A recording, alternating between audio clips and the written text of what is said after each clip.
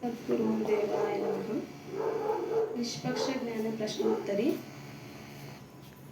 ಗುರು ಶಿಷ್ಯರ ಸಂವಾದದಲ್ಲಿ ಗುರುದೇವ, ಒಂದು ಸಂದೇಹ. ಚೈತನ್ಯವನ್ನು ಒಂದೇ ಒಂದು ಎಂದು ತಿಳಿಯುವುದೋ ಅಥವಾ ಹಲವು ಎಂದು ತಿಳಿಯುವುದೋ? ಏಕದೇಹಿ ಅಂದರೆ ಒಂದೇ ದೇಹದಲ್ಲಿರುವವನು ಎಂದೋ, ವ್ಯಾಪಕನೆಂದೋ, ಅವಿನಾಶಿ ಎಂದೋ ಅಥವಾ ವಿನಾಶಿ ಎಂದೋ ಹೇಗೆ ಚೈತನ್ಯವನ್ನು ತಿಳಿಯುವುದು? ಗುರುಗಳು ಹೇಳ್ತಾರೆ, ಶಿಷ್ಯ, ಚೈತನ್ಯವನ್ನು ವೇದಾಂತ ಶಾಸ್ತ್ರಗಳಲ್ಲಿ ಒಂದು ಎಂಬುದಾಗಿಯೂ ಅದ್ವೈತದಲ್ಲಿ ವ್ಯಾಪಕವಾಗಿರುವುದೆಂದು ತಿಳಿಸಿದೆ. ಎಲ್ಲರಲ್ಲೂ ಒಂದೇ ಚೈತನ್ಯ ಇರುವುದಾದರೆ ನನ್ನ ಮನದೊಳಗಿನ ವಿಷಯ ನಿನಗೆ ತಿಳಿಯಲು ಸಾಧ್ಯವಿತ್ತು. ಇನ್ನು ನಾನು ನಿನಗೆ ಹೇಳುವ ವಿಷಯವಾದರೂ ಏನಿದೆ? ಚೈತನ್ಯವು ವ್ಯಾಪಕವಾಗಿರುವುದಾದರೆ ನನ್ನಲ್ಲೂ ನಿನ್ನಲ್ಲೂ ಈ ಜಗತ್ತಿನ ಎಲ್ಲಾ ಜೀವಿಗಳಲ್ಲೂ ದೇಹದಲ್ಲಿ ಅಂದರೆ ಅಣು ರೇಣು ತೃಣ ಕಾಷ್ಟದಲ್ಲಿಯೂ ವ್ಯಾಪಿಸಿರುವುದಾದರೆ ಎಲ್ಲಾ ವಿಷಯಗಳು ಎಲ್ಲರಿಗೂ ತಿಳಿಯಬೇಕಿತ್ತು. ಒಬ್ಬರಿಂದ ಒಬ್ಬರಿಗೆ ಜ್ಞಾನ ಪ್ರಸಾರವಾಗಿ ಎಲ್ಲರೂ ಜ್ಞಾನಿಗಳೇ ಆಗಬೇಕಿತ್ತು. ಕ್ರಿಮಿ, ಕೀಟ, ಪಶು, ಪಕ್ಷಿ ಮುಂತಾದವುಗಳು ಸಹ ಜೀವಿಗಳೇ ಆಗಿರುವುದರಿಂದ ಅವುಗಳಲ್ಲಿರುವ ಚೈತನ್ಯವೂ ಕೂಡ ವ್ಯಾಪಕವಾಗಿ ಎಲ್ಲರಲ್ಲೂ ಇರುವುದರಿಂದ ಅವು ಸಹ ಜ್ಞಾನ ಪಡೆದವು ಆಗಿರಬೇಕಿತ್ತು. ಆದರೆ ಯಥಾರ್ಥದಲ್ಲಿ ಹಾಗಿಲ್ಲ. ತನ್ನಂತೆ ನೀನಿಲ್ಲ, ನಿನ್ನಂತೆ ಇನ್ನೊಬ್ಬರಿಲ್ಲ, ಇನ್ನೊಬ್ಬರಂತೆ ಮಗದೊಬ್ಬರೂ ಇಲ್ಲ. ಒಬ್ಬರಿಂದೊಬ್ಬರಿಗೆ ವ್ಯತ್ಯಾಸ ಇದೆ. ಎಲ್ಲಾ ಪ್ರಾಣಿಗಳ ಬುದ್ಧಿಮತೆಯು ಏಕ ಪ್ರಕಾರವಾಗಿರದೆ ಬೇರೆ ಬೇರೆಯಾಗಿಯೇ ಉಳಿದಿದೆ. ಒಬ್ಬನು ಸುಖವಾಗಿದ್ದರೆ ಮತ್ತೊಬ್ಬ ದುಃಖಿಯಾಗಿರುತ್ತಾನೆ. ಒಬ್ಬನು ನೆಮ್ಮದಿಯಿಂದ ಇದ್ದರೆ ಮತ್ತೊಬ್ಬನು ಅಶಾಂತಿಯಿಂದ ತೊಳಲಾಡುತ್ತಿದ್ದಾನೆ. ಒಬ್ಬ ತೃಪ್ತಿಯಿಂದ ಇದ್ದರೆ ಮತ್ತೊಬ್ಬ ಲೋಭಿಯಾಗಿರುತ್ತಾನೆ. ಒಬ್ಬನು ಪ್ರಶಾಂತನಾಗಿದ್ದರೆ ಮತ್ತೊಬ್ಬನ ಚಿತ್ತ ಚಾಂಚಲ್ಯ ಹೊಂದಿದ್ದಾನೆ.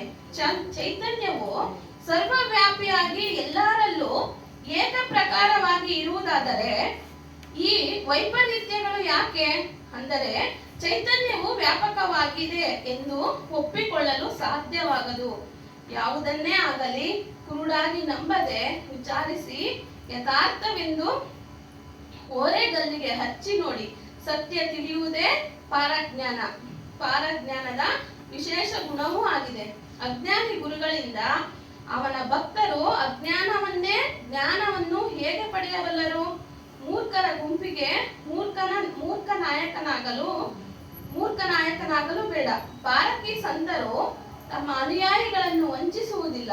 ಅವರ ಅಜ್ಞಾನವನ್ನು ಅನುಕೂಲ ಮಾಡಿಕೊಂಡು ಲಾಭ ಪಡೆಯುವುದಿಲ್ಲ.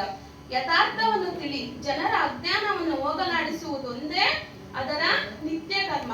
ಆದುದರಿಂದ ಚೈತನ್ಯವು ಒಂದೇ ಒಂದು ಅಲ್ಲ, ವ್ಯಾಪಕವೂ ಅಲ್ಲ.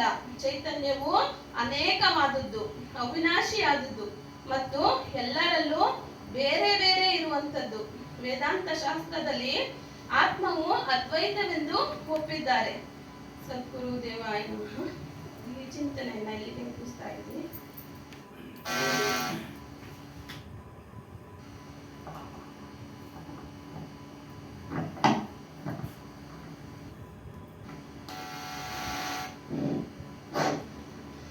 ಬೇಗ ಮುಗಿಸ್ಬಿಟ್ಟಾರಮ್ಮ.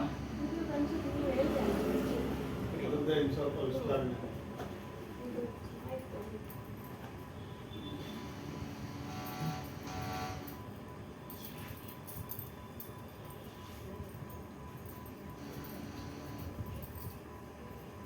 बोलिए श्री सत्यनारायण कबीर साहिब की जय, कृष्ण साहिब की जय, गुरु माता की जय, सर्व संतों की जय. ಸ್ಮರಣೀಯ ಸದ್ಗುರುಗಳಾದ ಸದ್ಗುರು ಶ್ರೀ ಹನುಮಾನ್ ಸಾಹೇಬರ ಶರಣಾರವಿಂದಗಳಿಗೆ ವಂದಿಸುತ್ತಾ, ಗುರು ಮಾತಾಜಿಯವರ ಶರಣಗಳಿಗೆ ವಂದಿಸುತ್ತಾ, ನೆರೆದಿರುವ ಎಲ್ಲ ಭಕ್ತಿ ಮಾತೆಯರಿಗೆ ಮನೆಯನ್ನು ವಂದಿಸುತ್ತಾ ಸತ್ಸಂಗ ಕಾರ್ಯಕ್ರಮ ಪ್ರಾರಂಭ ಮಾಡೋಣ. ವಿಷಯ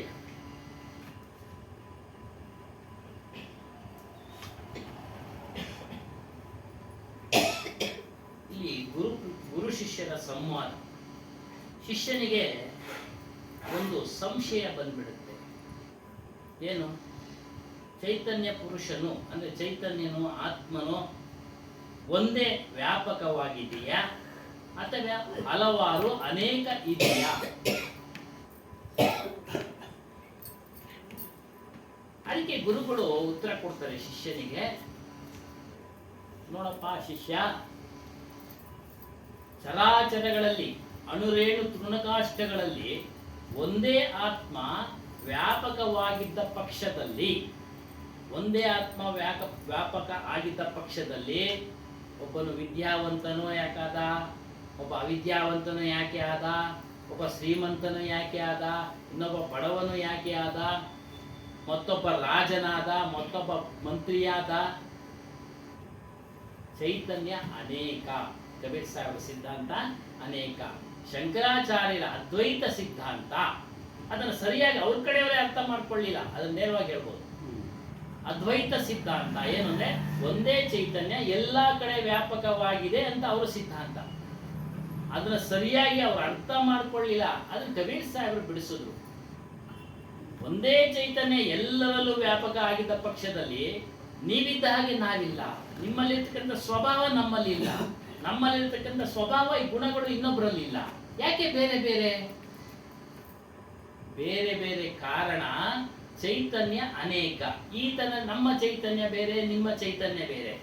ನಾವು ಮಾಡಿದಂಥ ಸಂಸ್ಕಾರದ ಪುಣ್ಯ ಮತ್ತು ಪಾಪ ಫಲಗಳ ಆಧಾರದ ಮೇಲೆ ನಾವು ಈಗ ಪ್ರಾರಬ್ಧ ಕರ್ಮವನ್ನು ಅನುಭವಿಸ್ತಾ ಇದ್ದೀವಿ. ಆಗ ಹೆಚ್ಚು ಕಡಿಮೆ ಆಗೋದು ಸಹಜ. ಆತ್ಮ ಅಂದ್ರೆ ಚೈತನ್ಯ ಅಂದ್ರೆ ಎಲ್ಲ ಒಂದೇ. ಆತ್ಮ ಸಂಸ್ಕೃತ ಪದ, ಚೈತನ್ಯ ಸಂಸ್ಕೃತ ಪದ.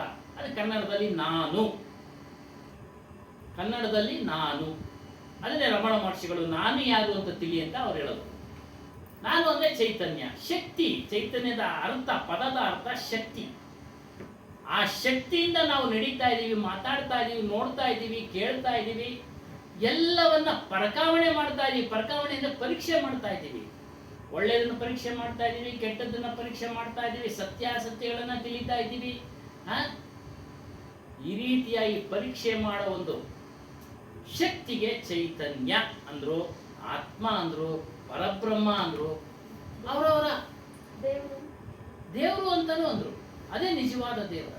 There is no God higher than the truth. ವಿವೇಕಾನಂದರದ್ದು ಹೇಳಿದರು, ಸತ್ಯಕ್ಕಿಂತ ಮಿಗಿಲಾದ ದೇವರು ಇಲ್ಲ. ಸತ್ಯ ಯಾವುದು ಅಂದ್ರೆ ನಿಮ್ಮೆಲ್ಲರ ಚೈತನ್ಯ, ನಮ್ಮೆಲ್ಲರ ಚೈತನ್ಯ ಸ್ವರೂಪ. ಸತ್ಯ ಅಂದ್ರೆ ಯಾವಾಗಲೂ ಇರುವಂಥದ್ದು, ನಿರಂತರವಾಗಿ ಮೂರು ಕಾಲಗಳಲ್ಲಿ, ಮೂರು ಅವಸ್ಥೆಗಳಲ್ಲಿ ಇರುವಂಥದ್ದೇ ಚೈತನ್ಯ. ಹಿಂದೆ ಇದ್ವಿ ಹೇಳಿದ್ವಲ್ಲ, ಇಂದಿನ ಒಂದು ಜನ್ಮ ಪ್ರಾರಬ್ಧ, ಹಿಂದೆ ಮಾಡಿದಂಥ ಕರ್ಮಫಲದ ಭೋಗವನ್ನು ಈಗ ಅನುಭವಿಸ್ತಾ ಇದೀವಿ. ಇದು ಪ್ರಾರಬ್ಧ. ಹಿಂದೆ ಇದ್ವಿ, ಈಗ ಇರೋದಕ್ಕೆ ಕೇಳಬೇಕಾದ್ರೆ ನಾನು ಹೇಳ್ತೀನಿ ಎಲ್ಲರಿಗೂ, ನಾನಿದ್ದೀನಿ, ನಾನು ಮಾಡಿದೆ ಅಂತೀನಿ. ಒಳ್ಳೆ ಕೆಲಸ ಯಶಸ್ಸು ಬರ್ತಿದೆ ಅಂದ್ರೆ ನಾನೇನಪ್ಪ ಮಾಡಿದ್ದೆ. ಅದಕ್ಕೆ ಕೆಟ್ಟ ಹೆಸರು ಬರ್ತಂದ್ರೆ ನಾನಲ್ಲ. ಒಟ್ಟಾರೆ ನಾನು ಅನ್ನೋದು ತೋರಿಸ್ಕೊಳ್ತೀವಿ. ಹೀಗಿರುವಾಗ ಒಂದೇ ಚೈತನ್ಯ ಎಲ್ಲಿಗೆ ವ್ಯಾಪಕ ಆಯಿತು? ಇಲ್ಲ, ನಿಮ್ಮ ಗುಣ ಇಲ್ಲ. ಆದರೆ ಒಂದೇ ಒಂದು ಗುಣ ಇದೆ, ಅರಿಯುವ ಗುಣ. ನಿಮ್ಮಲ್ಲೂ ಇದೆ, ನಮ್ಮಲ್ಲೂ ಇದೆ, ಪ್ರತಿಯೊಬ್ಬರಲ್ಲೂ ಇದೆ. ಪ್ರಾಣಿಗಳಲ್ಲಿ ಇದೆ ಅರಿಯುವ ಗುಣ. ಜೀವ ಭಯದಿಂದ ಓಡೋಗ್ತವೆ. ಅದಕ್ಕೆ ಕಬೀರ್ ಸಾಹೇಬರ ಸಿದ್ಧಾಂತ ಏನಂದ್ರೆ ಅನೇಕ ಚೈತನ್ಯ. ಅದನ್ನ ಬಿಡಿಸಿದ್ರು. ಆದರೆ ಒಂದೇ ಗುಣ, ಚೈತನ್ಯದ ಗುಣ ಏನು? ಅರಿಯೋದು. ಸತ್ಯಾಸತ್ಯಗಳನ್ನು ಬೇರ್ಪಡಿಸೋ ಶಕ್ತಿ ಇದೆ ಆ ಒಂದು ಚೈತನ್ಯಕ್ಕೆ. ಮನುಷ್ಯನಿಗೆ ಮಾತ್ರ ಒಂದು ವಿಶೇಷವಾದ ಒಂದು ಶಕ್ತಿ ಏನು? ಸತ್ಯಾಸತ್ಯಗಳನ್ನು ಬೇರ್ಪಡಿಸೋದು. ಪ್ರಾಣಿಗಳಲ್ಲಿಲ್ಲ. ಅವಾಗೇನಿದ್ರು ಜೀವ ಭಯ, ಆಹಾರ, ನಿದ್ರಾ, ಮೈಥುನ ಭಯ. ಆಹಾರ ಬೇಕು, ನಿದ್ರೆ ಬೇಕು, ಮೈಥುನ ಬೇಕು, ಸ್ತ್ರೀ ಪುರುಷ ಸಂಬಂಧ, ಜೀವ ಭಯ. ಆದರೆ ಮನುಷ್ಯನಿಗೆ ವಿಶೇಷವಾದ ಶಕ್ತಿ ಇದೆ, ಚಿಂತನೆ ಮಾಡೋ ಶಕ್ತಿ ಇದೆ. ಓದಿ ಅವನು ತನ್ನ ಒಂದು ಬುದ್ಧಿಯನ್ನ ಚೆನ್ನಾಗಿ ಅಭಿವೃದ್ಧಿ ಮಾಡ್ಕೊಳ್ಳೋ ಶಕ್ತಿ ಇದೆ. ಯಾವ್ದು ಒಳ್ಳೆಯದು, ಯಾವ್ದು ಕೆಟ್ಟದ್ದು ಅನ್ನೋ ತೀರ್ಮಾನ ಮಾಡೋ ಶಕ್ತಿ ಇದೆ. ಆ ಗುಣ ಎಲ್ಲರಲ್ಲೂ ಇದೆ, ಪ್ರತಿಯೊಬ್ಬ ಮಾನವ ಜೀವಿಯಲ್ಲಿ ಇದೆ. ಅವನು ಯಾವುದೇ ದೇಶದವನಾಗಿರ್ಬೋದು, ಯಾವುದೇ ದೇಶ. ಇದು ಕಬೀರ್ ಸಾಹೇಬರ ಸಿದ್ಧಾಂತ. ಅದು ಹೇಳ್ತಾ ಇದ್ದಾರೆ. ಇನ್ನು ಎಲ್ಲ ಅಣುರೇಣು ತೃಣಕಾಷ್ಟಗಳಲ್ಲಿ ತುಂಬಿ ತುಳುಕಾಡ್ತಾ ಇದೆ ಅಂತ ಹೇಳ್ತಾರಲ್ಲ ಚೈತನ್ಯ, ಅದಕ್ಕೆ ಉದಾಹರಣೆ ಕೊಡ್ತಾರೆ. ಅವ್ರು ಹೇಳ್ತಾರೆ, ಮರದಲ್ಲೂ ಇದೆ ಚೈತನ್ಯ. ಮರದಲ್ಲಿ ಜೀವ ಇದೆ. ಏನೋ ರಾತ್ರಿ ಆಗ್ತಾನೆ ಅದು ಮುದುರ್ಕೊಳ್ಳುತ್ತೆ. ಅದೊಂಥರ ವಿಶೇಷವಾದ ಒಂದು ಶಕ್ತಿ ಅಷ್ಟೇ. ಆದರೆ ನಮ್ಮಂತೆ ಅವು ಏನು ಪ್ರತಿಕ್ರಿಯೆ ವ್ಯಕ್ತಪಡಿಸಲ್ಲ. ಕೊಡಿ ತಗೊಂಡು ಹೋಗಿ ಕಡಿತಾ ಇರ್ತಾನೆ, ಅದು ಬೇಡ ಅನ್ನುತ್ತಾ? ನಮ್ಮ ಹೊಡಿಯಕ್ಕೆ ಬಂದರೆ ನಾವು ತಪ್ಪಿಸ್ಕೊಳ್ತೀವಿ ಅಲ್ವಾ? ಪ್ರತಿಕ್ರಿಯೆ. ಬಲಶಾಲಿಯಾದ ಏನು ಮಾಡ್ತಾನೆ? ಏಟಿಗೆ ಹೊಡಿತಾನೆ, ಏನೋ ನನ್ನೇ ಹೊಡಿತೇನೋ ನೀನು. ನೋಡಿ ಪ್ರತಿಕ್ರಿಯೆ. ಚೈತನ್ಯದ ಗುಣ ಏನು? ಪ್ರತಿಕ್ರಿಯೆ. ಸತ್ಯಾಸತ್ಯಗಳನ್ನು ತಿಳಿಯೋದು ಚೈತನ್ಯದ ಗುಣ, ಆದರೆ ಅವುಗಳಲ್ಲಿಲ್ಲ.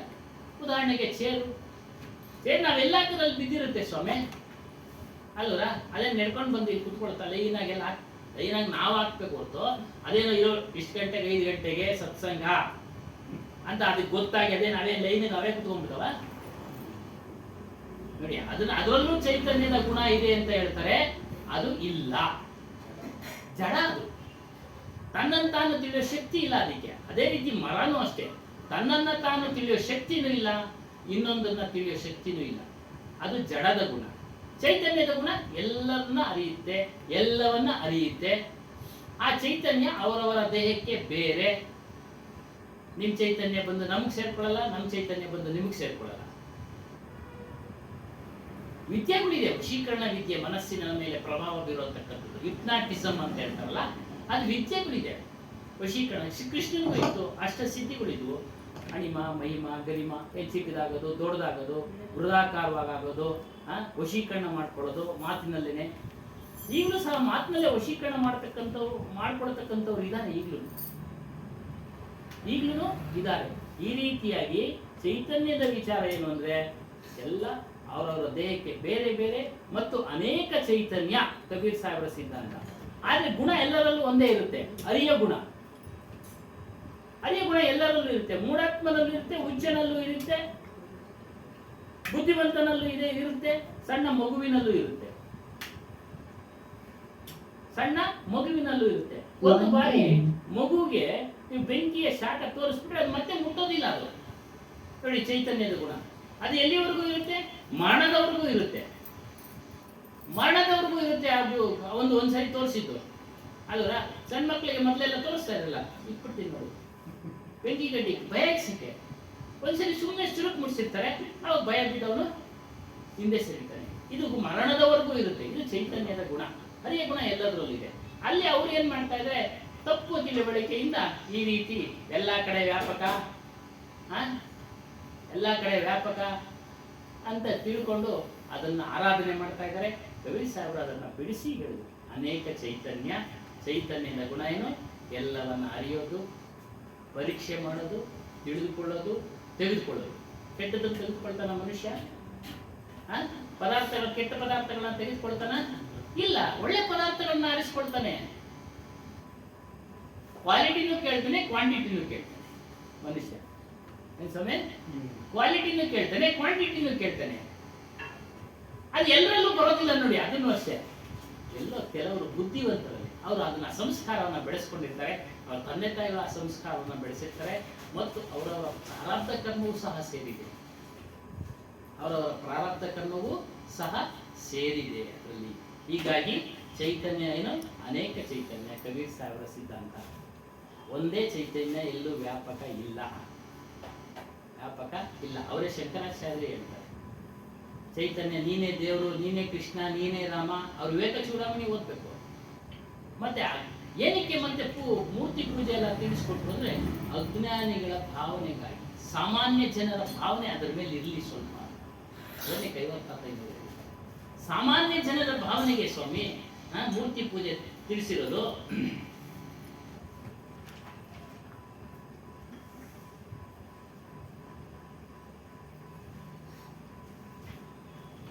ನೋಡಿ, ಶಿವಮಾತ್ಮನಿ ಪಶ್ಯಂತಿ ಪ್ರಾತಿಮಾಸುನ ಯೋಗಿನಃ ಅಜ್ಞಾನಂ ಭಾವನಾರ್ಥಾಯ ಪ್ರತಿಮಾ ಪರಿಕಲ್ಪಿತಃ. ಸಂಸ್ಕೃತ ಶ್ಲೋಕ. ಯೋಗಿಗಳು ಅಂತರ್ಲಕ್ಷ್ಯದಿಂದಲೇ ತಮ್ಮಲ್ಲೇ ಪರಮಾತ್ಮನನ್ನು ಕಾಣುತ್ತಾರೆ. ಚೈತನ್ಯ ಅವನಲ್ಲೇ ಇದೆ, ಅದೇ ಪರಮಾತ್ಮ. ಪ್ರತಿಮೆಗಳು ಅಜ್ಞಾನಿಗಳ ಭಾವನೆಗಾಗಿ ಕಲ್ಪಿತವಾದದ್ದು. ಅಜ್ಞಾನಿಗಳ ಭಾವನೆಗಾಗಿ ಕಲ್ಪನೆ ಮಾಡಿದ್ರು. ಯಾಕಂದ್ರೆ ಅದು ಸ್ವಲ್ಪ ಭಕ್ತಿ ಇರಲಿ ಮನುಷ್ಯನಿಗೆ. ಪ್ರಾರಂಭದಲ್ಲಿ ನಾವು ಮಾಡಿದ್ವಿ,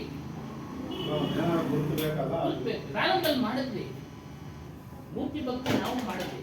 ಕ್ರಮೇಣ ನಾವು ಬೆಳೀತಾ ಜ್ಞಾನಕ್ಕೆ ಬಂದ್ಮೇಲೆ ನಾವು ಬದಲಾವಣೆ ಮಾಡ್ತೇವೆ. ಇದು ಸತ್ಯ, ಇದು ಸತ್ಯ. ಹಾಗಾಗಿ ಅವರು ಸಹ ಹೇಳಿದ್ದಾರೆ ಶಂಕರಾಚಾರ್ಯರು, ನಿನ್ನ ಆತ್ಮವೇ ರಾಮ, ನಿಮ್ಮ ಆತ್ಮವೇ ಕೃಷ್ಣ, ನಿಮ್ಮ ಆತ್ಮವೇ ವಿಷ್ಣು, ನಿಮ್ಮ ಆತ್ಮವೇ ಶಿವ. ನೋಡಿ, ಜೀವ ಕಳೆಯಿಂದ ಕೂಡಿ ಮಾತನಾಡಬಲ್ಲ ಮಾನವ ರೂಪಿಯಾಗಿ ಯೋಗ ಸಂಸಿದ್ಧನಾದ ಗುರು ಪ್ರತ್ಯಕ್ಷ ದೈವ, ಗುರು ಪ್ರತ್ಯಕ್ಷ ದೈವವಾಗಿರುವಾಗ ಮಾತನಾಡದ ಮಂಕು ದೈವದ ಪೂಜೆಯಿಂದ ಆತ್ಮಜ್ಞಾನ ಉಂಟಾಗುವುದಿಲ್ಲ. ಮಾತನಾಡದ ಮಂಕು ದೈವ ಕುಳಿತಿರುತ್ತೆ ಮಂಕಾಗಿ, ಏನು ಮಾತಾಡದೆ ಕುಳಿತಿರೋ ವ್ಯಕ್ತಿಗೆ ಏನ್ ಹೇಳ್ತಾರೆ, ಅವನು ಯಾವಾಗಲೂ ಮಂಕಾಗಿರ್ತಾನೋ, ಯಾರ ಹತ್ರನೂ ಏನು ಮಾತಾಡೋದಿಲ್ಲ, ಸೇರೋದಿಲ್ಲ. ಅದೇ ರೀತಿ ಅದು. ಆದ್ರೆ ಪ್ರಾರಂಭದಲ್ಲಿ ಮಕ್ಕಳಿಗೆ ಭಕ್ತಿಯನ್ನು ಅದ್ರ ಮೂಲಕನೇ ತೋರಿಸಿ ತೆಗೆದುಕೊಂಡು ಬರ್ಬೇಕು, ನಮ್ಮನ್ನ ತಗೊಂಡು ಬರ್ಬೇಕು. ಏಕಾಏಕಿ ಆಗಿ ಈ ಆತ್ಮಜ್ಞಾನದ ವಿಚಾರ ಹೇಳಿದ್ರೆ ಅವ್ರಿಗೆ ಹತ್ತೋದಿಲ್ಲ. ಸೂಕ್ಷ್ಮ ಬುದ್ಧಿಯವನ್ನ ಅರ್ಥ ಮಾಡ್ಕೊಳ್ತಾನೆ. ಆ ಸೂಕ್ಷ್ಮ ಬುದ್ಧಿ ಬರಬೇಕಾದ್ರೆ ಒಂದು ಸಮಯ ದಾಟುತ್ತೆ. 12 ವರ್ಷದ ನಂತರ. ಹಿಂದೆ ಇದ್ರು 8 ವರ್ಷಕ್ಕೆ ಶಂಕರಾಚಾರ್ಯ 8 ವರ್ಷಕ್ಕೆ ಸನ್ಯಾಸಿ ದೀಕ್ಷೆ ತೆಗೆದುಕೊಂಡ್ರು. ಅವರ ಪ್ರಾರಬ್ಧ ಕರ್ಮ, ಸಂಸ್ಕಾರ ಅವೆಲ್ಲ ನಾವು ಸಂಸ್ಕಾರ ಸ್ವಲ್ಪ ಕಡಿಮೆ ಮಾಡಿರ್ತೀವಿ, ನಮ್ಗೆ ನಿಧಾನವಾಗಿ ತಲುಪುತ್ತೆ ಅಷ್ಟೇ, ನಿಧಾನವಾಗಿ ಅರಿವಾಗುತ್ತೆ.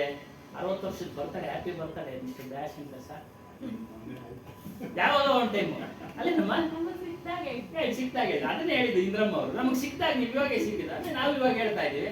60 ವರ್ಷ ಆಯ್ತು, ಈಗ ಒಂದು 50 ವರ್ಷ, ಒಂದು 10 ವರ್ಷದಿಂದ ಈ ಆಶ್ರಮದಲ್ಲಿ ಬಂದಾಗಿಂದ ಅವ್ರು ಕಟ್ಟಿದಾಗಿಂದ ಒಂದು ವಿಚಾರ ಆತ್ಮಜ್ಞಾನ ಗೊತ್ತಾಗ್ತಾ ಇದೆ ಅಲ್ವ ಸ್ವಾಮಿ? ಅದಕ್ಕೆ ಮುಂದೆ ಏನಾದ್ರು ಅದಕ್ಕೆ ಹಿಂದೆ ಏನಾದ್ರು ಗೊತ್ತಾಗ್ತಾ ಇತ್ತಾ? ಇಲ್ಲ. ನೋಡಿ, ಅದು ಸಂಸ್ಕಾರ. ನಮಗೆ ಸಮಯ ಬಂತು, ಗೊತ್ತಾಗ್ತಾ ಇದೆ. ಅದೇ ರೀತಿಯಾಗಿ ನಮ್ಗೆ ಸಮಯ ಬಂತು, ನಾವು ತಿಳ್ಕೊಂಡು ನಮ್ಮ ಸದ್ಗುರು ಹನುಮಾನ್ ಸಾಹೇಬರಿಂದ ಆತ್ಮ, ಅದೇ ಕಬೀರ್ ಸಾಹೇಬರ ಸಿದ್ಧಾಂತ ಏನು, ಅನೇಕ ಚೈತನ್ಯ, ಅವುಗಳ ಶಕ್ತಿಯಿಂದ ಮುಕ್ತಿ ಸಿಗೋದಿಲ್ಲ. ಯಾವುದು ಜಡಶಕ್ತಿಗಳಿಂದ ಮುಕ್ತಿ ಸಿಗೋದಿಲ್ಲ. ನೀವು ಏನೇನು ಕೇಳ್ಕೊಂಡು ಪೂಜೆ ಪುನಸ್ಕಾರಗಳೆಲ್ಲ ಮಾಡ್ತೀರೋ ಅದು ಮುಂದಿನ ಜನ್ಮದಲ್ಲಿ ನಿಮಗೆ ಸಿಕ್ಕೇ ಸಿಗುತ್ತೆ. ಮುಂದಿನ ಜನ್ಮ, ಆ ಜನ್ಮಕ್ಕೆ ಬರಬೇಕಾದ್ರೆ ಮಾನವ ಜನ್ಮನೇ ಬರ್ಬೇಕು ಅದನ್ನು ಭೋಗ್ಸೋಕೆ. ಆ ಮಾನವ ಜನ್ಮ ಬರೋದಕ್ಕೆ ಎಷ್ಟೋ ಜನ್ಮಗಳನ್ನ ಕಳೆದು ನೀವು ಬರಬೇಕು. ಕ್ರಿಮಿ ಜನ್ಮಗಳನ್ನ ತಾಳಿ ಅದರಲ್ಲಿ ಸುಖ ದುಃಖಗಳನ್ನೆಲ್ಲ ಅನುಭವಿಸಿ ನಂತರ ಬರಬೇಕು. ಅದೇ ಸಂಚಿತ ಕರ್ಮ ಎಷ್ಟೋ ಇರುತ್ತೆ, ಅದನ್ನೆಲ್ಲ ನೀನು ಬೋಗ್ಸ್ಕೊಂಡು ಬಂದ್ಮೇಲೆ ಮತ್ತೆ ಮಾನವ ಜನ್ಮ. ಆಗ ನೀವು ನೋಡಿ, ನೀವೇನು ಕೇಳಿದ್ರೋ ಹಿಂದೆ ಅದು ನಿಮಗೆ ಬರುತ್ತೆ, ಅದು ಬರುತ್ತೆ. ಹಾಗಾಗಿ ಚೈತನ್ಯ ಏನು ಅಂದ್ರೆ ಏನು, ಅನೇಕ ಚೈತನ್ಯ, ವ್ಯಾಪಕ ಇಲ್ಲ ಅನ್ನೋ ಒಂದು ವಿಚಾರನ ತಿಳಿಸ್ತೀನಿ. ಮುಂದಿನ ಒಂದು ಸಬ್ಜೆಕ್ಟ್ ಹೋಗೋಣ ನಾವು. ಕಬೀರ್ ಸಾಹೇಬರ ಒಂದು ಜ್ಞಾನ, ಮುಖ್ಯ ಮಾನವೀಯ ಗುಣ ವಿಚಾರ. ಮನುಷ್ಯನಿಗೆ ಏನ್ ಬೇಕು? ಮೊಟ್ಟ ಮೊದಲು ಮಾನವೀಯ ಗುಣಗಳು ಬೇಕು. ಮಾನವೀಯ ಗುಣಗಳು ಅಂದ್ರೆ ದಯೆ, ಕರುಣೆ, ಪರೋಪಕಾರ, ಇವೆಲ್ಲ ಮಾನವೀಯ ಗುಣಗಳು. ನಮ್ಮ ಕೈ ಕೆಳಗಿನವ್ರನ್ನ, ದೀನ ದಲಿತರನ್ನ ದಯೆಯಿಂದ ಕಾಣೋದೇ ಮಾನವೀಯ ಗುಣ. ಪ್ರೀತಿಯಿಂದ ಎಲ್ಲರ ಜೊತೆ ವ್ಯವಹಾರ ಮಾಡೋದೇ ಮಾನವೀಯ ಗುಣ. ಕರುಣೆಯಿಂದ ಮನೆಯಲ್ಲಿ ಎಲ್ಲ ಹೊರಗಡೆ ವರ್ತಿಸೋದು, ದಯೆಯಿಂದ ವರ್ತಿಸೋದು ಎಲ್ಲ ಮಾನವೀಯ ಗುಣಗಳು. ಅದನ್ನೇ ಹೇಳ್ತಾ ಇದ್ದಾರೆ. ಅದನ್ನೇ ವಿಚಾರ ಇವತ್ತು. ಅಪನೇ ಗುಣಕ್ಕೂ ಅವಗುಣ ಕಹು ಇಹೈ ಅಭಾಗ ಜೊತ್ತು ಮನ್ನ ವಿಚಾರವು. ಒಂದೇ ವಾಕ್ಯ ಇಲ್ಲಿ ಪ್ರಾರಂಭ ಮಾಡ್ತಾ ಇದ್ದಾರೆ. ಅಭಿಲಾಷ್ ಸಾಹೇಬ್ರು ಅವರು ಸಹ ಪಾರಕಿ ಗುರುಗಳವರೆಲ್ಲ. ಪಾರಕಿ ಅಂದ್ರೆ ಪರೀಕ್ಷಕ. ನಾವೆಲ್ಲ ಪರೀಕ್ಷೆ ಮಾಡತಕ್ಕಂಥ ಗುಣವನ್ನು ಹೊಂದಿದ್ದೀವಿ. ಯಾವುದು? ನಮ್ಮ ಅರಿವಿನಿಂದ. ನಾವು ಬುದ್ಧಿಯಿಂದ ಅನ್ಕೊಂಡಿದ್ದೀವಿ ಪರೀಕ್ಷೆ ಮಾಡೋದು. ಅದಕ್ಕಿಂತ ಮೇಲ್ಪಟ್ಟು ಶಕ್ತಿ ಹೊಂದಿದೆ ಅರಿವು. ಆ ಅರಿವಿನ ಮೂಲಕ ಬುದ್ಧಿಯ ಮೂಲಕ ಮನಸ್ಸು ದ್ವಂದ್ವ. ಅದನ್ನ ಮಾಡೋಣ, ಇದನ್ನ ಮಾಡೋಣ, ಅದನ್ನ ಮಾಡೋಣ. ಬುದ್ಧಿ ತೀರ್ಮಾನ ತೆಗೆದುಕೊಳ್ಳುತ್ತೆ, ಆಮೇಲೆ ಇದನ್ನೇ ಮಾಡೋದು ಸರಿ ಅಂತ. ಮನಸ್ಸು ಯಾವಾಗಲೂ ದ್ವಂದ್ವ. ಹಾಗಾಗಿ ಕಬೀರ್ ಸಾಹೇಬರ ಜ್ಞಾನ ಏನು ಅಂದ್ರೆ ಉರಿಯೋ ಬೆಂಕಿ ತರ. ಆ ಬೆಂಕಿಗೆ ನೀವೇನೇ ಹಾಕ್ರಿ ಸುಡುತ್ತೆ. ಎಷ್ಟೇ ಕಚರ ಪದಾರ್ಥಗಳು ಹಾಕಿ ಸುಟ್ಟಾಕ್ಬಿಡುತ್ತೆ. ಬೆಂಕಿಯ ಗುಣಧರ್ಮ ಅಷ್ಟೇ. ಏನೇನು ಅದೇ ವಿಚಾರ. ಮೂಲ ದ್ರವ್ಯಗಳು ಪ್ರಪಂಚದಲ್ಲಿ ಯಾವುದು ಅಂತ ಅಂದ್ರೆ ಅಗ್ನಿ, ಜಲ, ಪೃಥ್ವಿ, ಇವೆಲ್ಲ ಪಂಚಭೂತಗಳು. ಆಕಾಶ ಆವರಣ, ಇದೆಲ್ಲ ಆಕಾಶ ತತ್ವ. ಭೂಮಿ ಗಟ್ಟಿ ಇದೆ, ಕೆಲವು ಕಡೆ ಮೃದು ಇರುತ್ತೆ. ಅದಕ್ಕೆ ಅನುಗುಣವಾಗಿ ಮನುಷ್ಯ ತನ್ನ ಬುದ್ಧಿ ಉಪಯೋಗಿಸಿ ಮನೆಗಳನ್ನ ಕಟ್ಕೊಳ್ತಾನೆ. ಭೂಮಿ ಸಡಿಲ ಇರೋ ಕಡೆ ಬಲವಾದ ಪಾಯವನ್ನು ಹಾಕ್ತಾನೆ. ನೀವು ಕೆರೆ ಕಟ್ಟೆಗಳು ಇರೋ ಅಕ್ಕಪಕ್ಕ ಇರೋ ನೋಡ್ಬೇಕು. ಸುಧಾಮ್ ನಗರ, SR ನಗರ, ಸಂಪಂಗಿರಾಮ್ ನಗರ ಅಲ್ಲ, ಮೊದಲು ಹೇಗಿತ್ತು ಅಂದ್ರೆ ಒಂದು 10 ಅಡಿ ತೆಗೆದು ನೀರು ಬಂದ್ಬಿಡೋದು. ಅದಕ್ಕೆ ಬಲವಾದ ಪಾಯ ಹಾಕ್ಕೊಳ್ತಾರೆ, ಸಡಿಲ ಇದೆ. ಅದೇ ಗಟ್ಟಿ ಇರೋ ಭೂಮಿಗೆ ಅದ್ರ ಮೇಲೆ ಕಲ್ ಮೇಲೆ ಒಂದು ಗರ್ಡರ್ಗಳು ನಿಲ್ಲಿಸಿ ಭೂಮಿ ಮನೆ ಕಟ್ಟಿಬಿಡ್ತಾನೆ ಅಲ್ವಾ ಸ್ವಾಮಿ? ಭೂಮಿಯ ಗುಣ ಏನು? ಗಟ್ಟಿನೂ ಕೆಲವು ಕಡೆ ಬೇಕು, ಸರಳ ಐತೆ, ಸ್ವಲ್ಪ ಮೃದು ಇರುತ್ತೆ. ಇನ್ನು ಬೆಂಕಿಯ ಗುಣ ಉರಿಯೋದೇ ಕೆಲಸ ಅದು. ಅದಕ್ಕೇನು ಭೇದ ಭಾವ ಇಲ್ಲ. ಅಜ್ಞಾನಿ, ಜ್ಞಾನಿ, ಸಣ್ಣ ಮಗು, ದೊಡ್ಡವರು ಇವೆಲ್ಲ ಏನಿಲ್ಲ, ಸುಡೋದೇ ಕೆಲಸ. ಅದಕ್ಕೆ ಯಾರು ಹೇಳ್ತಾ ಇಲ್ಲ, ಯಾರು ಹೇಳಲ್ಲ ಇದು ಸುಡಬೇಡ ಅಂತಾನೆ ಹೇಳಲ್ಲ, ಸುಡು ಅಂತಾನೆ ಹೇಳಲ್ಲ. ಅದು ಗುಣ ಧರ್ಮ ಅಷ್ಟೇ. ಈ ರೀತಿ ಪಂಚಭೂತಗಳು ಹೇಳಿದ್ವಿ ಹಿಂದೆ, ನಿನ್ನೆ. ಇವತ್ತು ಇಲ್ಲಿ ಅಂದ್ರೆ ಕಬೀರ್ ಸಾಹೇಬರ ಜ್ಞಾನ ಉರಿಯೋ ಬೆಂಕಿ ತರ ಎಲ್ಲ ಸುಡುತ್ತೆ, ಎಲ್ಲ ಸುಡುತ್ತೆ.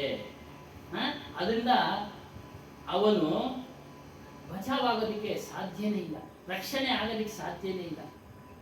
ಯಾರನ್ನು ಬೇಕಾದ್ರೂ ಸುಡುತ್ತೆ. ಧರ್ಮಗ್ರಂಥ ಇದು. ನಾವು ಧರ್ಮಗ್ರಂಥ ಹೇಳಿ ಅಂತ ಹೇಳಿದನ್ನ ಅದಕ್ಕೆ ಗೌರವ ಕೊಟ್ಟು ಪೂಜೆ ಮಾಡ್ತಾ ಮಾನಸಿಕವಾಗಿ ಹೇಳ್ತಾ ಇದ್ದೀವಿ, ನಮಸ್ಕಾರ ಮಾಡ್ತೀವಿ. ಇದನ್ನು ಹಾಕಿ ಸುಟ್ಟಾಕ್ಬಿಡ್ತೀವಿ. ಇದು ಧರ್ಮಗ್ರಂಥ ಸುಡಬಾರ್ದು ಅಂತೇನಿಲ್ಲ. ಅದಕ್ಕೆ ಸದ್ಗುರು ಕಬ್ರೆ ಹೇಳ್ತಾರೆ, ಅಪನೇ ಗುಣಕ್ಕೂ ಅವಗುಣಕ್ಕೂ ಹೋ. ನಿನ್ನ ಗುಣವನ್ನ ನೀನು ಅವಗುಣ ಅಂತ ತಿಳ್ಕೊಂಡಿದ್ಯಾ. ಅವಗುಣ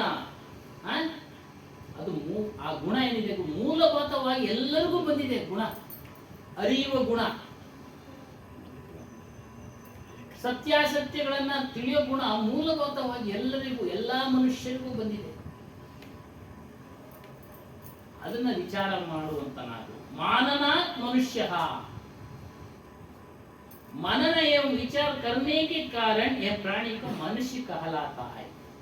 ಏನೋ ಮನುಷ್ಯನು ಪ್ರತಿಯೊಂದನ್ನ ಮನನ ಮಾಡ್ತಾನೆ, ವಿಚಾರ ಮಾಡ್ತಾನೆ, ಅರಿತಾನೆ, ತಿಳಿತಾನೆ. ಹಾಗಾಗಿ ಈತನನ್ನ ಮನುಷ್ಯ ಅಂತ ಕರೆದ್ರು. ಇಲ್ಲ ಅಂದ್ರೆ ಪ್ರಾಣಿ ಅಂತಾನೆ ಕರೀದವರು. ವಿಚಾರ ಮಾಡೋ ಶಕ್ತಿ ಇಲ್ಲ ಅಂದ್ಮೇಲೆ ಅದು ಪ್ರಾಣಿನೇ. ಸಾಮಾನ್ಯವಾಗಿ ಹೇಳ್ತೀವಿ ನಾವು, ಏನೋ ಗೊತ್ತಾಗೋದಿಲ್ವೇನೋ ನಿನ್ಗೆ ಆ ಕೆಲಸ ಹೇಗ್ ಮಾಡ್ಬೇಕು ಅಂತ. ಎಮ್ಮೆ ತರ ಇದು ಮಾಡ್ತೀಯಾ, ಕತ್ತೆ ತರ ಮಾಡ್ತೀಯಾ ಅಂತ ಹೇಳ್ತೀವಲ್ವಾ. ಎಷ್ಟು ಹೇಳ್ಕೊಟ್ರು ಮಾಡದೇ ಇಲ್ದಾಗ ನಿನ್ಗೆ ಎಷ್ಟು ಸಲ ಹೇಳ್ಕೊಡೋದು. ಆ ನಾಯಿ ಅದು ಬುದ್ಧಿ ಕಲಿಯುತ್ತಲ್ಲೋ, 2 ಸಲ ಹೇಳಿದ್ರೆ ಈಗೆಲ್ಲ ಮಾತು ಉಪಯೋಗಿಸ್ತೀವಿ. ಮಾಡದೇ ಇದ್ದಾಗ ಪ್ರಾಣಿ ತರ. ಆದ್ರೆ ಮಾಡೋನು ವಿಶೇಷವಾಗಿ ಮನುಷ್ಯ. ಆದ್ರೆ ಎಲ್ಲರಲ್ಲೂ ಸಹ ಒಂದೊಂದು ಒಳ್ಳೆ ಗುಣ ಇರ್ತವೆ. ಅವರ ಸಂಸ್ಕಾರ, ಅವರವರ ಪ್ರಾರಬ್ಧ ಕರ್ಮ, ಅವನ ಆ ರೀತಿ ಹುಟ್ಟಬೇಕು ಅನ್ನೋದಿರುತ್ತೆ. ಏನು ಮಾಡೋಕ್ಕಾಗೋದಿಲ್ಲ. ಈ ಋಣ ಅನ್ನೋದು ಅವನು ನಾವು ಸಾಲ ಮಾಡ್ತೀವಿ. ಋಣ ಅಂದ್ರೆ ಸಾಲ. ಅವನು ಸಾಲ ತಗೊಂಡ್ಬಿಟ್ಟಿದ್ದೀವಿ ಹಿಂದಿನ ಜನ್ಮದಲ್ಲಿ. ಇದ್ರ ಮೂಲಕ ಅವನಿಗೆ ಸಲಹೆ ಪೋಷಣೆ ಮಾಡುವುದರ ಮೂಲಕ ನಾವು ಅವನ ಸಾಲ ತೀರಿಸ್ತಾ ಇದ್ದೀವಿ. ಯಾರ್ದೋ ವ್ಯಕ್ತಿ, ಯಾರೋ ಆಗಿರ್ಬೋದು, ಪರಿವಾರದವರಾಗಿರ್ಬೋದು, ಮತ್ತೊಬ್ಬರಾಗಿರ್ಬೋದು. ಹಾಗಾಗಿ ಮನನ ಮಾಡತಕ್ಕಂಥ, ವಿಚಾರ ಮಾಡತಕ್ಕಂಥ ಶಕ್ತಿ ಮನುಷ್ಯನಲ್ಲಿದೆ. ಹಾಗಾಗಿ ಆತನನ್ನ ಮನುಷ್ಯನು ಅಂತ ಕರೀತಾರೆ. ಮನುಷ್ಯ में यदि विचार ना हो तो वह पशु से भी गाय भी का है ನೋಡಿ ಹೇಳ್ತಾರೆ. ಯಾವುದೇ ಮನುಷ್ಯನಲ್ಲಿ ವಿಚಾರ ಮಾಡೋ ಶಕ್ತಿ ಇಲ್ಲದಿದ್ದ ಪಕ್ಷದಲ್ಲಿ ಅವನು ಪಶುಗೆ ಸಮಾನ.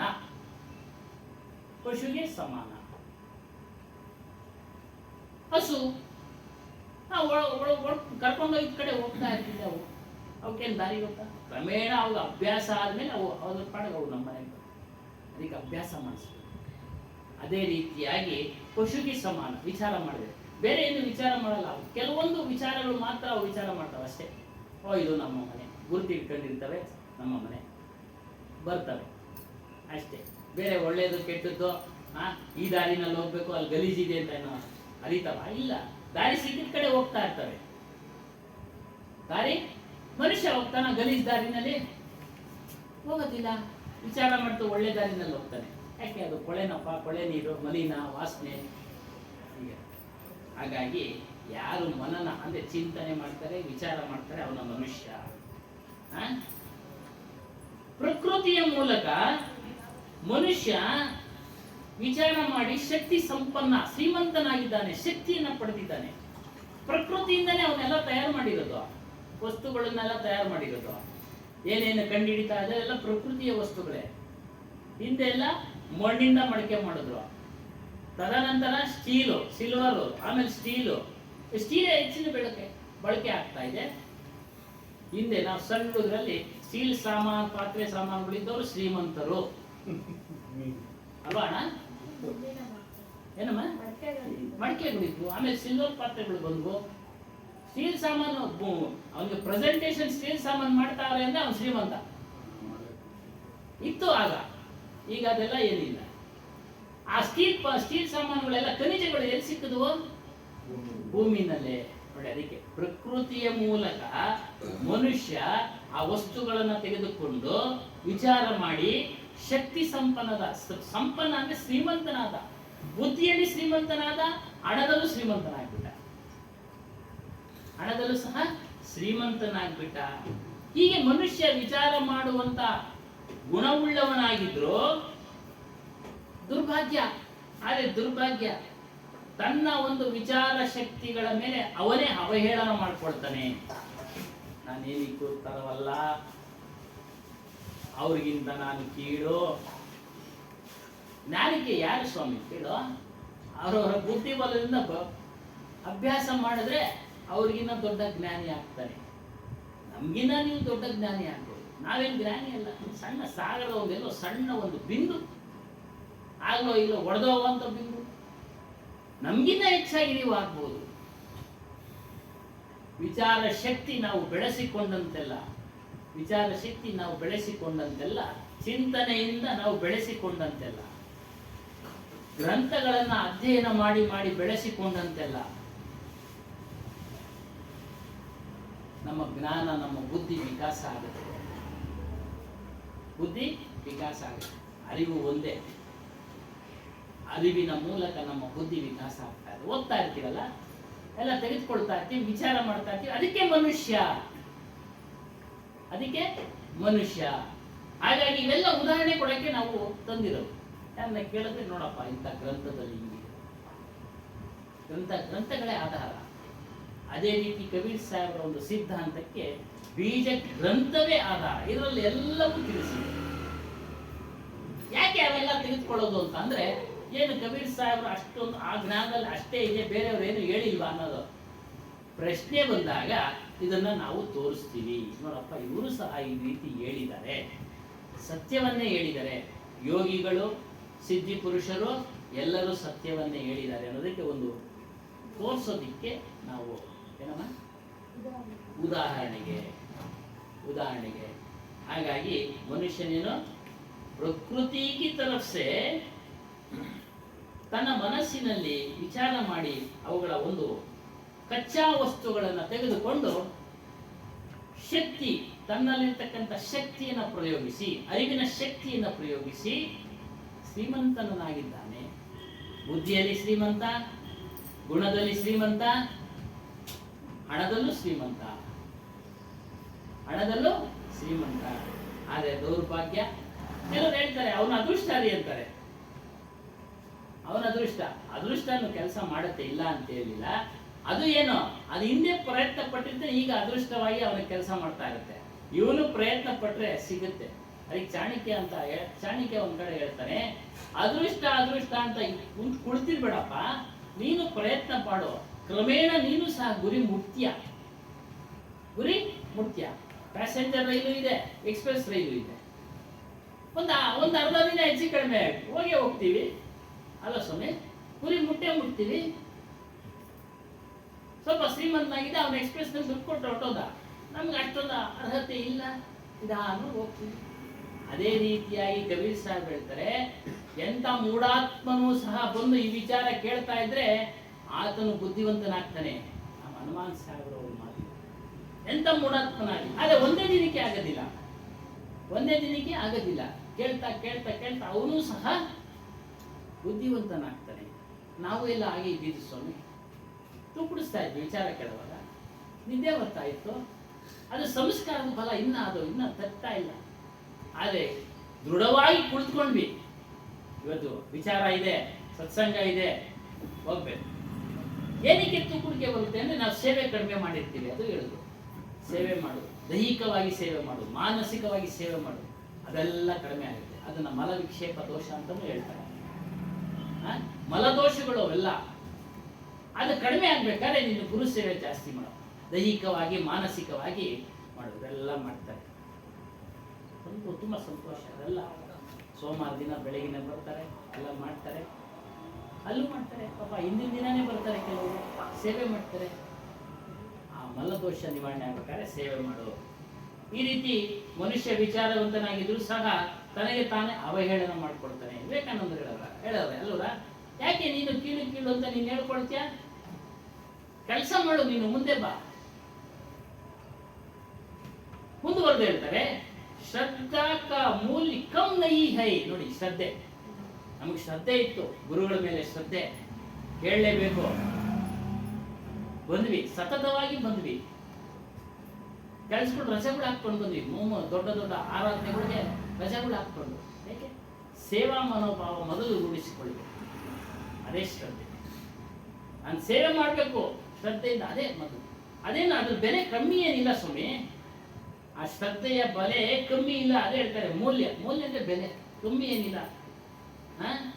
ನೀವು ಸೇವೆ ಮಾಡ್ತಾ ಮಾಡ್ತಾ ನಿಮ್ಗೆಲ್ಲವೂ ಅರಿವಾಗ್ತಾ ಇರುತ್ತೆ, ಎಲ್ಲವೂ ಅರಿವಾಗ್ತಾ ಇರುತ್ತೆ. ಇಲ್ಲಿ ಶ್ರದ್ಧೆ ಬಗ್ಗೆ ಹೇಳ್ತಾರೆ, ಸತ್ಯ ಬಾತ್ ಪರ್ ಭಿ ಶ್ರದ್ಧಾ ಹಮ್ ಶ್ರದ್ಧಾ ನಹೀ ರಖತೆ. ಸತ್ಯವನ್ನ ಹೇಳ್ತಾ ಇದ್ರು ಕೂಡ ಸತ್ಯವನ್ನ ಕೇಳೋದಕ್ಕೆ ಶ್ರದ್ಧೆ ಇಲ್ಲ ಯಾರಿಗೂ. ಸತ್ಯವನ್ನ ಹೇಳ್ತಾ ಇದ್ರು ಕೂಡ ಸತ್ಯವನ್ನ ಕೇಳೋದಕ್ಕೆ ಶ್ರದ್ಧೆ ಇಲ್ಲ. ದೊಡ್ಡಬಳ್ಳಾಪುರದಲ್ಲಿ ಎಷ್ಟೋ ಜನ ಇದ್ದಾರೆ, ಸತ್ಯವನ್ನ ಕೇಳಕ್ಕೆ ಬಂದಿರೋದು ಎಷ್ಟು ಜನ? ಏನಮ್ಮ? 20 ಜನ. ನಾನು 3-4 ವರ್ಷದಿಂದ ಹೇಳ್ತಾ ಇದ್ದೀನೋ ಏನೋಪ್ಪ, ಇಷ್ಟೇ. ಬರ್ತಾರೆ ಹೋಗ್ತಾರೆ, ಬರ್ತಾರೆ. ವಜ್ರದ ಅಂಗಡಿ ಅಂತ ಹೇಳ್ತಾರಲ್ಲ, ಕರೆಕ್ಟ್. ವಜ್ರ ವ್ಯಾಪಾರ ಮಾಡೋರಿಗೆ ಎಷ್ಟು ಜನ ಕಾಯುತ್ತೆ? ಕರೆಕ್ಟ್. ವಜ್ರದ ವ್ಯಾಪಾರ ಮಾಡೋರು ಬಹಳ ತುಂಬಾ ಕಡಿಮೆ, ಅರ್ಹತೆ ಇರೋದಿಲ್ಲ. ಅವರು ಚಿನ್ನಾಭರಣಗಳ ಅಂಗಡಿಗಳಿಗೆ ಹೋಗ್ತಾರೆ. ವಜ್ರದ ವ್ಯಾಪಾರ ಮಾಡತಕ್ಕಂಥವ್ರು ಅತಿ ದೊಡ್ಡ ದೊಡ್ಡ ಶ್ರೀಮಂತರು. ನೋಡಿ, ನೀವೆಲ್ಲ ದೊಡ್ಡ ದೊಡ್ಡ ಶ್ರೀಮಂತರು, ಭಕ್ತಿಯಲ್ಲಿ ಶ್ರೀಮಂತರು, ಜ್ಞಾನದಲ್ಲಿ ಶ್ರೀಮಂತರು ಬರ್ತಾ ಇದ್ದೀರಾ. ಆಗಾಗ್ಗೆ ಒಂದು ಸಣ್ಣ ಉದಾಹರಣೆ ನಾನು ಕೇಳ್ತಾ ಇದ್ದೆ, ಹನುಮಾನ್ ಸಾಹೇಬ್ರ ವಿಚಾರ. ನಮ್ಮನೆಗೆ ಒಬ್ರು ಪಂಡಿತರು ಬರೋರು, ಸಿದ್ದಪ್ಪ ಅವರೆಲ್ಲ ಪರಪುರವಾಗಿ ಪೂಜೆ ಮಾಡೋರು. ಅವರೆಲ್ಲ ಅವ್ರದೇ ಆದಂಥ ಭಕ್ತಿ, ಏನು ಮಾಡೋಕ್ಕಾಗಲ್ಲ, ಎಲ್ಲ ಗಾಂಜಾ ಗೀಂಜಾಲ. ಒಂದು ಸಾರಿ ಹೇಳಿದ್ರು, ನಾನು ಶೂ ಹಾಕ್ಕೊಳ್ತಾ ಇದ್ದೆ, ಚೆನ್ನಾಗಿ ನೆನಪಿದೆ. ನಾನು ಪೊಲೀಸ್ ಕೆಲಸ ಮಾಡಿ ಶೂ ಹಾಕ್ಕೊಳ್ತಾ ಇದ್ದೆ. ಹಿಂಗೆ ನಮ್ಮ ತಾಯಿ ಅವ್ರಿಗೂ ಆಗಾಗ ವಾದ ನಡೆಯೋದು. ನಾನು ಬಂದು ಹಾಕ್ತಾನೆ ಬಿಸ್ತಾ ಇದ್ದೆ ಶೂ. ನಮ್ಮ ಜ್ಞಾನ ಚಿನ್ನ ಕಣೋ ಅಂದ್ರು. ನಾನು ಹೇಳಿದೆ, ನಮ್ಮ ಜ್ಞಾನ ವಜ್ರ, ಹೋಗ್ರಿ ಸ್ವಾಮಿ. ಆಗಲೇ ಹೇಳಿದೆ, ವಜ್ರ ಅಂತ ಜ್ಞಾಪಕ. ವಜ್ರ ಎಷ್ಟು ಸಣ್ಣದಕ್ಕೂ, ನೀವು ಸಣ್ಣ ಪ್ರಮಾಣದಕ್ಕೂ ವಜ್ರಕ್ಕೂ ವಜ್ರನೇ ಅನ್ನೋದು ನೀವು. ಆದ್ರೆ ಚಿನ್ನನ ನೀವು ಆಭರಣೆ ಮಾಡ್ಬೇಕಾದ್ರೆ ಬೆರಕೆ ಮಾಡ್ಬೇಕು ಅಲ್ವಾ ಸ್ವಾಮಿ? ತಾಮ್ರನ ಏನೋ ಬೆರಕೆ ಮಾಡ್ತಾರೆ, ಆಭರಣ ಆಗ್ಬೇಕಾದ್ರೆ. ವಜ್ರಕ್ಕೆ ಏನು ಬೆರಕೆ ಮಾಡೋಂಗಿಲ್ಲ. ವಜ್ರಕ್ಕೆ ಏನು ಬೆರಕೆ ಮಾಡಕ್ ಸಾಧ್ಯನೇ ಇಲ್ಲ. ಇಷ್ಟ ಉತ್ಪ ತಗೊಂಡ್ರು ವಜ್ರಾನೇ ಅನ್ನೋದು ಬೆಲೆ ಜಾಸ್ತಿ ಇರ್ಬೋದು, ಸಣ್ಣದಕ್ಕೂ ವಜ್ರ ಅಂತಾನೆ ಹೆಸರು. ಹಾಗೆ ಅದು ಹೇಳ್ದಾಗ ಅವರು ಮಾತು ಆಡ್ಲಿಲ್ಲ, ಸೀದಾ ರೈಟ್ ಅಲ್ಲಿಂದ. ಅಂತ ಜ್ಞಾನ ಕಬೀರ್ ಸಾಹೇಬ್ ಜ್ಞಾನ ಅಂದ್ರೆ ವಜ್ರಕ್ಕೆ ಸರಿಸಮಾನವಾದಂತು.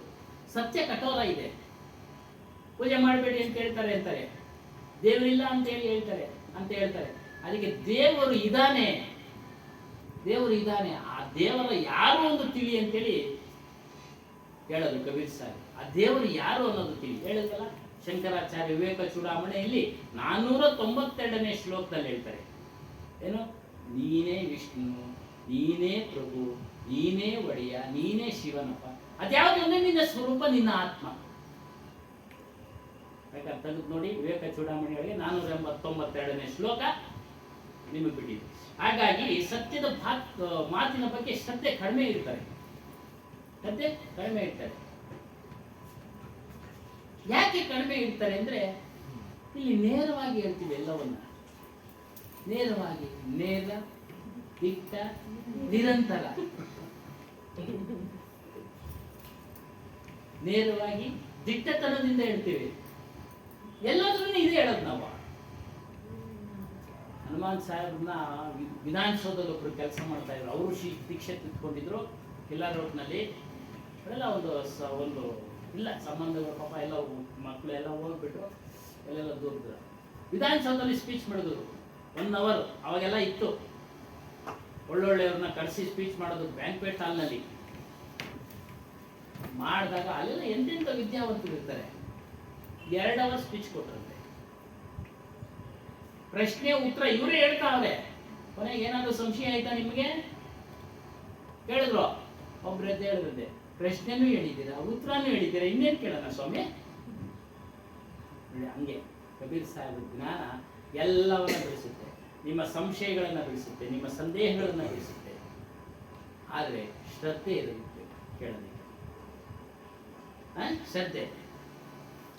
ಆದರೆ ಈ ಸತ್ಯದ ಮಾತುಗಳಿಂದ ಲಾಭನ ತೆಗೆದುಕೊಳ್ತಾ ಇಲ್ಲ ಯಾರನ್ನು. ಲಾಭ ಏನು? ಅಪಾರವಾದ ವರ್ಷಗಳಿಂದ ನಾವು ಹುಡ್ತಾ ಇದ್ದೀವಿ, ಸಾಯ್ತಾ ಇದ್ದೀವಿ, ಅದರ ಬಿಡುಗಡೆಯೇ ಲಾಭ. ಹಲವಾರು ಯುಗಗಳಿಂದ ನಾವು ಹುಡ್ತಾ ಇದ್ದೀವಿ, ಸಾಯ್ತಾ ಇದ್ದೀವಿ. ಕರ್ಮ ಸಿದ್ಧಾಂತ ಅದೇ ಹೇಳ್ತಾ ಇರೋದು, ಕೃಷ್ಣನು ಅದೇ ಹೇಳ್ತಾ ಇರೋದು.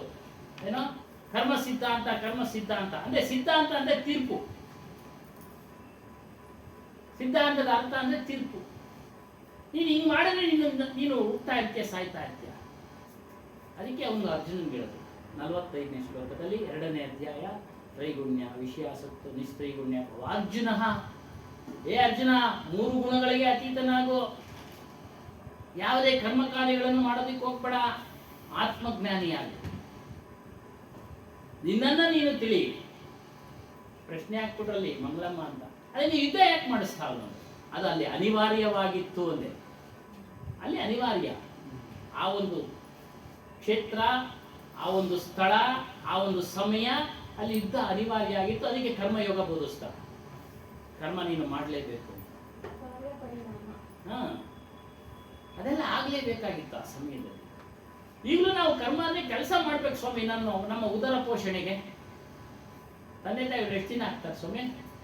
ಒಂದು ವಯಸ್ಸಿಗೆ ಬರೋವರೆಗೂ ಅವ್ರ ಕರ್ತವ್ಯ ಪೋಷಣೆ ಮಾಡೋದು, ಒಂದು ಕೆಲಸ ಸಿಗೋವರೆಗೂ, ಓದ್ಸೋವರೆಗೂ, ಒಂದು ಕೆಲಸ ಸಿಗೋವರೆಗೂ. ಆಮೇಲೆ ಹೇಳ್ತಾರೆ, ಹೋಗೋ ಕೆಲ್ಸಕ್ಕೆ ಹೋಗೋ, ದಂಡವಾಗಿ ತಿಂತಾ ಇದ್ಯಲ್ಲೋ, ಅಪ್ಪ ಮಾಡಿ ತಂದಾಕಿದ್ದು ಅಂತ ಅಮ್ಮನೇ ಬೈತಾಳೆ ಅಲ್ವಾ ಸ್ವಾಮಿ? ಬೈತಾನೆ ನೋಡಿ. ಅದಕ್ಕೆ ಕೆಲಸ, ಪ್ರತಿಯೊಬ್ಬರು ಕೆಲಸ ಮಾಡಿ ಅಂತ ಅವನು ಹೇಳ್ದ. ಹಾಗಾಗಿ ಬರೋಣ ಈ ವಿಚಾರಕ್ಕೆ. ಸತ್ಯದ ಲಾಭ ಯಾರು ತೆಗೆದುಕೊಳ್ತಾ ಇಲ್ಲ. ನಹಿ ಊಟ ಪಾತೆ ತೆಗೆದುಕೊಳ್ತಾ ಇಲ್ಲ. ಊಟ ಅಂದ್ರೆ ತೆಗೆದುಕೊಳ್ಳೋದು, ಎದ್ದೋಳೋದು. ಪದ ಕೆಳಗೆ ಅನೇಕ ಅರ್ಥ. ಪರಂತು ವಿಚಾರ ಕೋ छोड़कर ಶ್ರದ್ಧಾ ಕೇವಲ ಭಾವುಕತಾ है. ವಿಚಾರ ಮಾಡ್ತಾ ಇಲ್ಲ ಶ್ರದ್ಧೆಯ ಮೂಲಕ. ಸತ್ಯಾಸತ್ಯಗಳ ವಿಚಾರ ಮಾಡ್ತಾ ಇಲ್ಲ. ಶ್ರದ್ಧೆಯಿಂದ ಕೇಳಿದ್ರೆ ಮಾತ್ರ ನಮ್ಗೆಲ್ಲ ಅರಿವಾಗೋದು. ಶ್ರದ್ಧೆಯಿಂದ ಕುಳಿತುಕೊಂಡು ಕೇಳಿದ್ರೆ ಏನು ಅರಿವಾಗೋದಿಲ್ಲ. ಮನಸ್ಸು ಒಂದೊಂದ್ಸರಿ ಎಲ್ಲೋ ಹೋಗ್ಬಿಡುತ್ತೆ. ಒಂದು ವಿಷಯ, ಒಂದು ಪದ ಮರ್ತೋಗುತ್ತೆ. ಮೇಡಮ್ ಅವ್ರು ಬಂದವರೇ, ಒಂದು ಪ್ರೋಗ್ರಾಮ್ ಮುಗಿಸ್ಕೊಂಡು ಬಂದವರೇ, ಚೆನ್ನಾಗಿತ್ತು ಪ್ರೋಗ್ರಾಮ್, ನೋಡಿದೆ. ಅದನ್ನೇ ಮಾತಾಡ್ತಾ ಇದ್ವಿ ನೋಡಿ. ಅಲ್ಲಿ ಕೂಡ ಸತ್ಯ ಇದೆ, ವಿಚಾರಗಳಲ್ಲಿ ಸತ್ಯ ಇದೆ. ಕೆಲವು ವೇದಾಂತ ಮಹರ್ಷಿಗಳು ನಾನು ಅನ್ನೋದು ತಿಳಿಸಿದ್ದಾರೆ. ಅವರು ಸಹ ನಾನು ಯಾರು ಅನ್ನೋದು ತಿಳಿ ಅಂತೆ. ನಾನು ಯಾರು, ಅದೇ ಸತ್ಯ, ಅದು ಸತ್ಯ. ಈ ಭಾವುಕತೆಯಲ್ಲಿ ಬಿದ್ದೋಗ್ಬಿಟ್ಟು ಮೂರ್ಖರಾಗ್ತಾ ಇದ್ದಾರೆ, ದಡ್ಡತನವನ್ನು ಹೊಂದುತ್ತಾ ಇದ್ದಾರೆ, ಮತ್ತು ಶ್ರದ್ಧೆಯ ಅರ್ಥವನ್ನ ತಪ್ಪಾಗಿ ತಿಳಿತಾ ಇದ್ದಾರೆ. ತಪ್ಪಾಗಿ ತಿಳಿಯೋದ್ರೆ ಬೇರೆ ಬೇರೆ ವಿಚಾರಗಳಲ್ಲಿ ಶ್ರದ್ಧೆ ತೋರಿಸೋದು. ಏನೋ ತಪ್ಪು ಮಾರ್ಗದಲ್ಲಿ ಶ್ರದ್ಧೆ ತೋರಿಸೋದು. ಅದ್ರ ಪರಿಣಾಮ ಏನು? ನಷ್ಟ.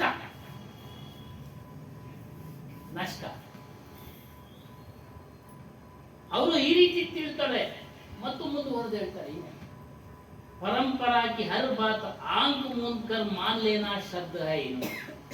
ಇನ್ನೊಂದು ಅರ್ಥ ಕೊಡ್ತಾ ಇದ್ದಾರೆ. ನಮ್ಮ ಪರಂಪರೆ ಈ ರೀತಿ ಹೇಳ್ತಾ ಇದೆಯಪ್ಪ ಅಂತೇಳಿ ಕಣ್ಣು ಮುಚ್ಕೊಂಡು ಅದರ ಮೇಲೆ ಶ್ರದ್ಧೆ ತೋರಿಸ್ತಾರೆ, ಅದು ತಪ್ಪು. ಅದು ತಪ್ಪು.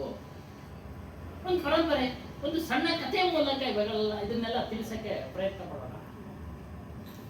ಶ್ರದ್ಧಾ ಮಾಡ್ತೀವಿ, ಇನ್ನೇನು ಬರ್ತಿದೆ ಮುಂದಿನ ತಿಂಗಳು ಶ್ರಾದ್ದ ಅಲ್ವಾ? ಅದೆಲ್ಲ ಬಾಹ್ಯದ ಆಚರಣೆಗಳು, ಅದು ಅವರವರು ಬಿಟ್ಟಿದ್ದು. ಆದರೆ ಆತ್ಮಜ್ಞಾನಿಗೆ ಅದು ಯಾವುದ್ರ ಸಂಬಂಧನೂ ಇಲ್ಲ. ಯಾವಾಗ ತನ್ನನ್ನು ತಾನು ತಿಳಿದು ಗುರುಮಾರ್ಗದಲ್ಲಿ ನಡೀತಾ ಇದ್ದಾನೋ ಅವನು ಯಾವ ಒಂದು ಶ್ರಾದ್ದ ಕರ್ಮಗಳನ್ನು ಮಾಡಬೇಕಾಗಿಲ್ಲ. ಅದು ಬಾಹ್ಯದ ಆಚರಣೆ ಇರೋರಿಗೆ. ಇಲ್ಲಿ ವಿಚಾರಕ್ಕೆ ಬರೋಣ.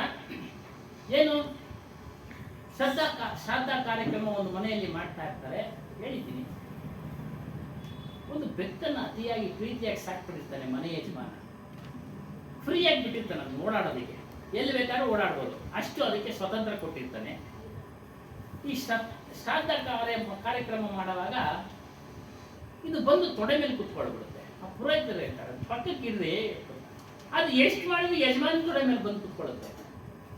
ಆ ಪುರೋಹಿತರು ಒಂದು ಉಪಾಯ ಕಟ್ತಾರೆ, ಅಲ್ಲಿ ಕಟ್ಟಾಕಪ್ಪ ಸುಮ್ಮನೆ, ನಮ್ಮ ಗಮನ ಅಲ್ಲ ಅಲ್ಲಿ ಹೋಗುತ್ತೆ, ನೀನು ಸರಿಯಾಗಿ ಕೆಲಸ ಮಾಡೋಕ್ಕಾಗಲ್ಲ, ಶಾಸ್ತ್ರ ಸಂಬಂಧಗಳು ಮಾಡೋಕ್ಕೆ, ಅವ್ರು ಕಟ್ಟಾಕ್ಬಿಟ್ಟ. ಈ ಶ್ರಾದ್ದ ಕಾರ್ಯಕ್ರಮಕ್ಕೆ ನೆಂಟರಿಷ್ಟನ್ನ ಇವನ್ನೆಲ್ಲ ಬರಮಾಡಿರ್ತಾರೆ. ಅವ್ರು ಬಂದರು, ನೋಡಿದ್ರು, ಅಲ್ಲಿ ಕಂಬಕ್ಕೆ ಕಟ್ಟಾಕಿದ್ದಾರೆ ಬೆಕ್ಕನ್ನ, ಇಲ್ಲಿ ಕಾರ್ಯ ಮಾಡ್ತಾ ಇದ್ದಾರೆ. ನಮ್ಮನೆಗೂ ಮಾಡಬೇಕು ಅಂದ್ರು, ಹೇಳಿಲ್ಲ ಎಲ್ಲ ಮಾಡಿ ಅಂತ. ಅವ್ರು ಬೆಕ್ಕನ್ನು ಏನಕ್ಕೆ ಕಟ್ಟಾಕಿದ್ದೀನಿ ಅಂತ ಕೇಳಿಲ್ಲ, ಇವ್ರು ಹೇಳಿಲ್ಲ. ಅವ್ರ ಮನೆಗೆ ಮಾಡೋ ಅವ್ರು ಒಂದು ಬೆಕ್ಕು ಕಟ್ಟಾಕಿದ್ರು. ಅವ್ರು ನೋಡಿದ್ರು